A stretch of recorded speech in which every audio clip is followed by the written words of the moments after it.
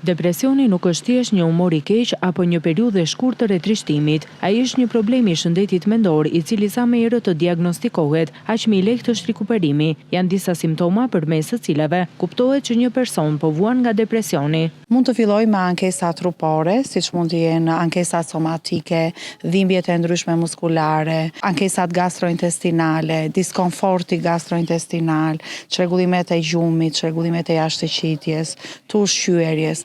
Dhe këta pacientë asimptomatikë nuk e dinë ose nuk e njohin që pas këtyre simptomave somatike shihet një diagnozë e problemeve të shëndetit mendor, siç është një episod depresiv. Shtohet dhe ankesat psikologjike, si anergjia, mungesa e dëshirës për të realizuar aktivitetet, prishja e gjumit dhe ulja e vetvlerësimit, izolimi social. Kohët e fundit, thot mjekja psikiatre, është vënë re shtimi i personave në moshë të re që preken nga depresioni. Tek të rinjt, fragiliteti i tyre emocional, psikologjik, i disekuilibron dhe i çon drejt episodeve depresive, ndonjëherë edhe jetë kërcënuese me overdoza dhe marrje substancash në mënyra të papërgjegjshme. Por si mund ta ndihmojmë një person që vuan nga depresioni? Si mjeke, si profesioniste, do të rish një vëmendjen për të trajtuar, për të zbuluar erët këto simptoma. Jo gjithmonë një medikament apo një tabletë